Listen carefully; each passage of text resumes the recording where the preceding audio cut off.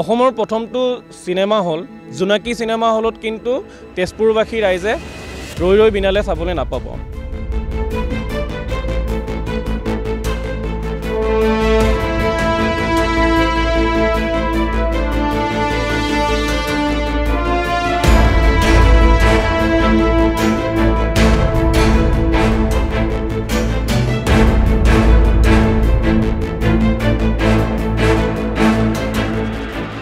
আমাৰ তেজপুৰ তিনিগৰাকীয়ে মহান মনীষী জ্যোতি বিষ্ণু ফণী শৰ্মা বুলি কওঁ।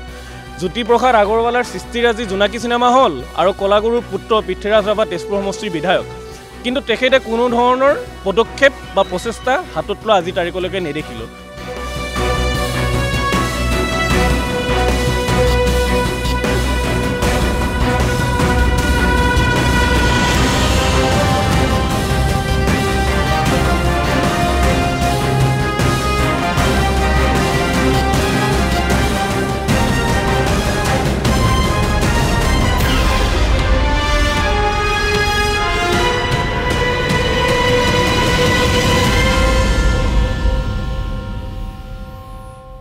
আমি তেজপুৰ আঞ্চলিক ছাত্ৰ সন্থাই অসমৰ প্ৰথমটো ছবিগৃহ জোনাকী সিনেমা হলত আমি আহি পৰ্যবেক্ষণ কৰিবলৈ আহিলোঁ।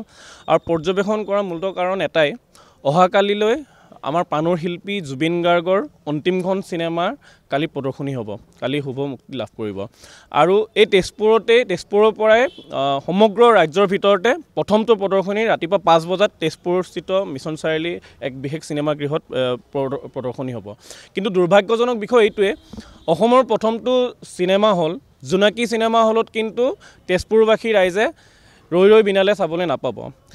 আৰু এই জোনাকী চিনেমা হল 1937 চনতে ৰূপকোঁৱৰ জ্যোতিপ্ৰসাদ আগৰৱালাৰ দূৰদৰ্শী চিন্তাধাৰাৰ কাৰণে প্ৰাণ পাই উঠাই জোনাকী হলটোৰ এই দুৰৱস্থা দেখি আমি আচলতে ক্ষোভিত আৰু আমি দুখিত।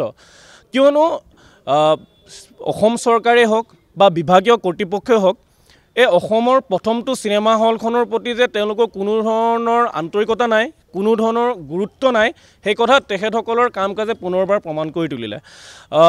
2019 চনত যেতিয়া জ্যোতি চিত্ৰবনৰ চেয়াৰমেন হিচাপে যতীন বৰা আছিলে, সেই সময়তে প্ৰায় 65 লাখ টকা চেংচন কৰা হৈছিলে। তাৰ পাছত যেতিয়া সীমান্ত শেখৰ যেতিয়া পুনৰ দায়িত্ব ল'লে, তেখেতেও আহি চাই গৈছিলে, চইল টেষ্ট পৰ্যন্ত হৈ গৈছে, কিন্তু কোনো ধৰণৰ কাম কাজ আমি নেদেখিলোঁ। আমি ভাবিছোঁ খুব ব্যাপক পৰিৱৰ্তন হৈছে, কিন্তু আজি আমি দেখিলোঁ যে ভিতৰত গৈ পাৰৰ বাঁহ আছে, সাপৰ ছাল আছে, একেবাৰে দুৰ্গন্ধময় অৱস্থাৰ পৰিৱেশত এই জোনাকী চিনেমা হলটো জ্যোতিপ্ৰসাদ আগৰৱালাৰ এই সৃষ্টি এনেকৈ আমাৰ চকুৰ আগত মৰহি যাবলৈ ওলাইছে। গতিকে আমি ধিক্কাৰ জনাইছোঁ আৰু আমি বিভাগীয় কৰ্তৃপক্ষক আমি দাবী জনাইছোঁ, অসমৰ প্ৰথমটো ছবিগৃহক তেখেতসকলে জীৱিত কৰাত তেওঁলোকে প্ৰচেষ্টা হাতত লওক। আৰু যদিহে নোৱাৰে আমি তেজপুৰবাসী ৰাইজ আৰু আমি তেজপুৰৰ আঞ্চলিক ছাত্ৰ সন্থাৰ যৌথ প্ৰচেষ্টাত আমি জোনাকী চিনেমা হল পুনৰ আমি জীৱিত কৰিবৰ কাৰণে আমি প্ৰচেষ্টা হাতত ল'ম। আচলতে বিধায়কগৰাকীৰ কথা ক'বলৈ গ'লে আচলতে দুখ লাগে। কলাগুৰুৰ পুত্ৰ বুলি কওঁতো আমি, কলাগুৰু বিষ্ণু ৰাভাৰ পুত্ৰ পৃথ্বীৰাজ ৰাভা, আমাৰ তেজপুৰ তিনিগৰাকীয়ে মহান মনীষী জ্যোতি বিষ্ণু ফণী শৰ্মা বুলি কওঁ।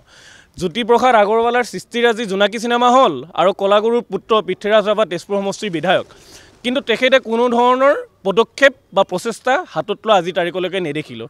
গতিকে তেখেতকো আমি আহ্বান জনাইছোঁ, দাবী জনাইছোঁ, তেখেতৰ কাৰ্যকাল শেষ হোৱাৰ আগতে তেখেতে পদক্ষেপ হাতত লওক, প্ৰচেষ্টা হাতত লওক। আমি তেজপুৰবাসী ৰাইজে আমি সহযোগ আগবঢ়াম।